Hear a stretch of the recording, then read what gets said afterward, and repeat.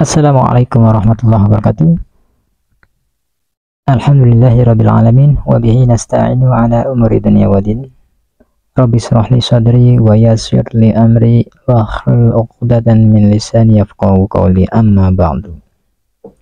Teman-teman yang dirahmati Allah, mungkin sebagian teman-teman sekarang sedang mengalami kesusahan ya, mengalami urusan-urusannya yang selalu mendapatkan hambatan, merasakan sulitnya membayar hutang, merasakan sulitnya kehidupan teman-teman semua.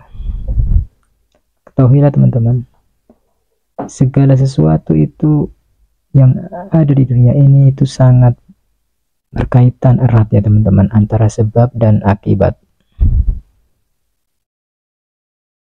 Jadi apabila teman-teman sekarang mungkin sedang mengalami kesusahan, mungkin ada sesuatu pada diri teman-teman.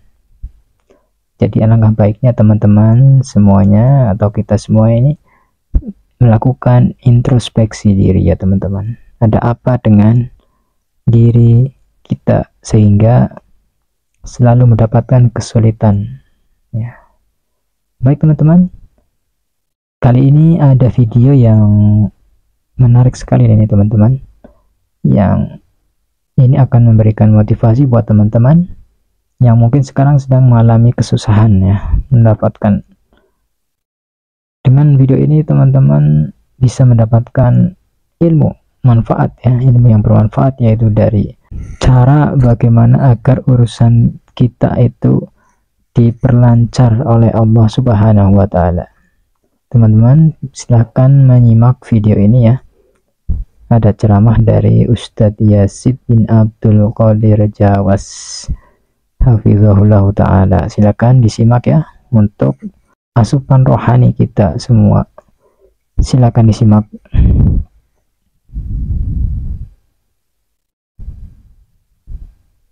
Ada satu hadis yang antum sudah hafal, dan manfaat hadis ini untuk kita ingat terus supaya kita betul-betul menuntut ilmu syar'i. Di dalam hadis yang sahih yang diriwayatkan oleh Imam Muslim dan yang lainnya, Nabi SAW bersabda dari sahabat Abu Hurairah radhiyallahu an, Nabi bersabda, "Man naffasa an mu'minin kurbatan min kurabi dunya, naffasa Allah anhu kurbatan min kurabi yaumil qiyamah. Wa man yassara ala mu'sirin yassara Allahu alaihi fid dunya wal akhirah. Wa man satara musliman satara Allah fid dunya wal akhirah. Wallahu fi auni al-'abdi ma kana al-'abdu fi auni akhi. Wa man salaka tariqan yaltamisu fihi 'ilman sahhala Allahu lahu bihi tariqan al-jannah.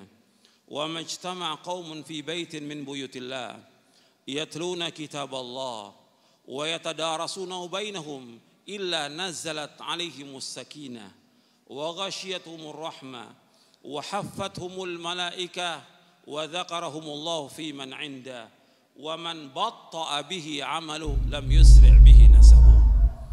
Dari sahabat Abu Hurairah radhiyallahu anhu, dia berkata, telah bersabda Rasulullah sallallahu alaihi wasallam, barang siapa yang melapangkan kesulitan seorang mukmin dari kesulitan dunia, maka Allah akan lapangkan dia dari satu kesulitan di hari kiamat. Masya Allah. Barang siapa yang memudahkan orang yang dililit utang, maka Allah akan mudahkan dia nanti pada hari kiamat. Allah akan mudahkan di dunia, Allah mudahkan di akhirat. Barang siapa yang menutupi aib seorang muslim, Allah akan tutup aibnya di hari kiamat. Masya Allah. Allah akan tutup aibnya dunia dan akhirat. Dan Allah akan senantiasa menolong seorang hamba selama hamba itu menolong saudaranya. Dan barang siapa yang berjalan untuk menuntut ilmu, maka Allah akan mudahkan jalannya ke surga. Antum ingat tuh, barang siapa yang berjalan untuk menuntut ilmu, Allah akan mudahkan jalannya ke surga. Wa man salaka tariqan yaltamisu fihi ilman sahhalallahu lahu bihi tariqal jannah. Barang siapa yang berjalan untuk menuntut ilmu, Allah akan mudahkan jalan ke surga. Kemudian Nabi lanjutkan SAW, wa majtama'a qaumun fi baitin min buyutillah yatluna kitab Allah wa yatadarasuna bainahum illa nazalat alaihimus sakinah wa ghasyiyatuhumur rahmah wa haffathumul malaikah wa dzakarahumullah fi man indah. Dan tidaklah berkumpul satu kaum di satu masjid dari masjid-masjid Allah yang mereka membaca kitab Allah dan mereka pelajari, mereka kaji kitab Allah itu, melainkan yang pertama akan turun sakinah, ketenangan. Yang kedua diliputi oleh rahmat Allah SWT. Yang ketiga dikelilingi oleh malaikat. Keliling malaikat. Yang keempat Allah akan sebutkan orang-orang yang hadir oleh Allah, disebutkan di hadapan para malaikat yang berada di sisi Allah SWT. Wa man batta'a bihi 'amaluhu lam yusri' bihi nasabuh. Barang siapa yang lambat amalnya tidak dapat dikejar oleh nasabnya. Ini penting ini. Perhatikan ini. Ya. Ini hadis manfaat. Ada di Arba'in An-Nawawi hadis ini. Hadis sahih riwayat Muslim. Yang pertama Nabi sebutkan, kalau ada teman kita, saudara kita mengalami kesulitan, kesusahan, bantu, jangan diam kita.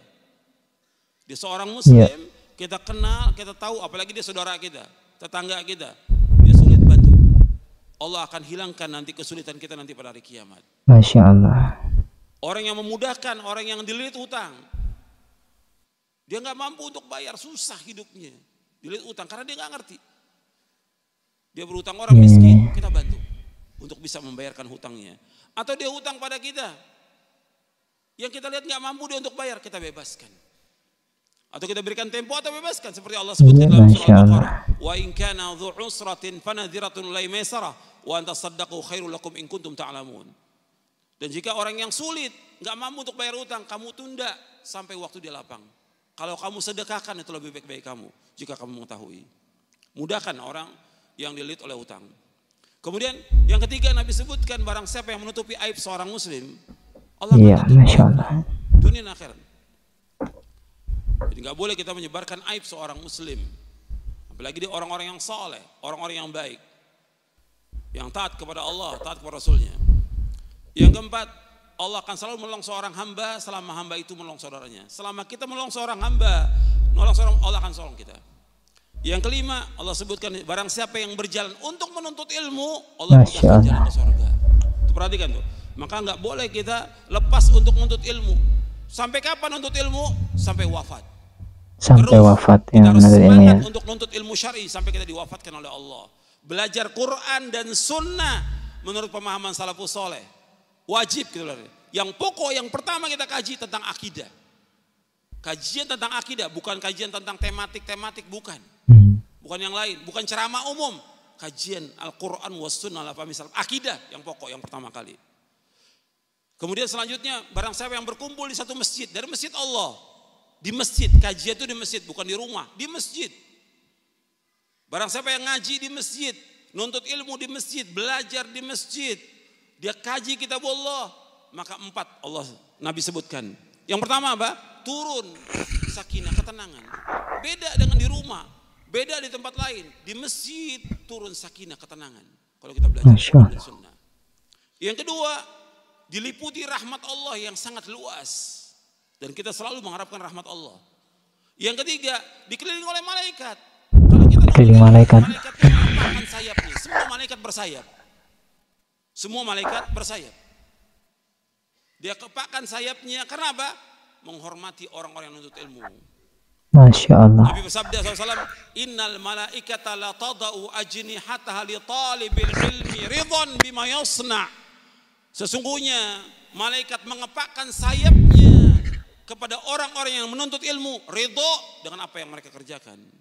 Ridho dengan orang menuntut ilmu. Maka antum sungguh-sungguh menuntut ilmu, jangan malas. Rajin dan perhatikan, ikhlas karena Allah, catat apa yang disampaikan. Kemudian yang keempat disebutkan lagi bahwa orang yang menuntut ilmu itu, yang belajar Quran dan Sunnah, itu Allah akan sebutkan nanti di antara para malaikat yang berada di sisi Allah. Insyaallah. Kemudian terakhirnya dia di sini, wa man batta'a bihi 'amaluhum lam yusri' bihi nasabuh. Barang siapa ini pentingnya yang lambat amalnya tidak dapat dikejar oleh nasabnya. Itu. Karena yang pentingnya dalam Islam ini amal, ilmu dan amal, bukan nasab. Meskipun dia mengatakan keturunan ningrat, keturunan nabi, keturunan rasul, orang yang mulia tetap di hari kiamat Allah akan nilai bukan nasabnya, yang Allah nilai apanya? Amalnya. Likullin darajatum mimma amilu. Semuanya akan diberikan derajat tergantung dari apa yang mereka amalkan. Bukan nasabnya, bukan. Amal. Yang dipentingkan dalam Islam ilmu dan amal. Ilmu dan amal. Azakumullah. Ini sebagai mukaddimah, yang penting supaya kita terus semangat untuk menuntut ilmu dan mengkaji Al-Quran dan Sunnah ala fahmi salaf di masjid-masjid Allah. Di mana ada masjid, cari masjid untuk mengkaji Al-Quran wa Sunnah ala fahmi salaf. Kaji. Sebab ini tempat yang barokah. Ya itu dia teman-teman ya. Semoga bermanfaat ya teman-teman. Jadi kesimpulannya dari hadis tersebut itu, barang siapa yang memberikan kemudahan untuk teman-teman atau saudaranya yang sesama muslim ataupun orang lain, itu maka Allah akan memberikan kemudahan juga untuk dirinya. Misalnya ada saudara kita yang mempunyai hutang ya, yang terlilit hutang tidak bisa membayar, kita bantu. Kemudian ada saudara kita yang berhutang kepada kita, maka diberi kelonggaran ataupun diberikan hutangnya itu dibebaskan seperti itu ya. Tapi ini jarang ya teman-teman ya.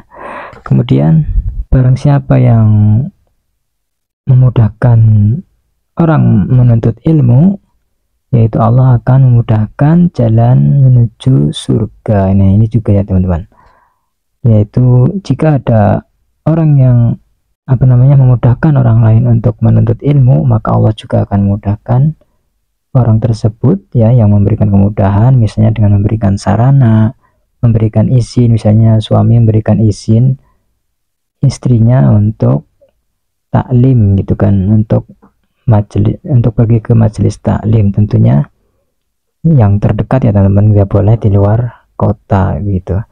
Kemudian seorang ayah memberikan nafkah untuk anak-anaknya untuk sekolah, di sekolah tahfidz kan, sekolah ilmu agama yang syar'i tentunya ya. Seperti itu nanti Allah juga akan memudahkan si suami ataupun ayah tersebut menuju ke surga. Seperti itu ya teman-teman ya, kira-kira itu ya teman-teman ya. Semoga bermanfaat. Jangan lupa like, comment, dan share video ini. Dan yang belum subscribe, silakan subscribe channel ini dan tekan tombol loncengnya untuk mendapatkan notifikasi video terbaru dari channel ini. Kemudian kita tutup dengan membaca doa kafaratul majlis. Subhanaka Allahumma bihamdika asyhadu an la ilaha illa anta astaghfiruka wa atubu ilaih. Wassalamualaikum warahmatullahi wabarakatuh. Salam tauhid.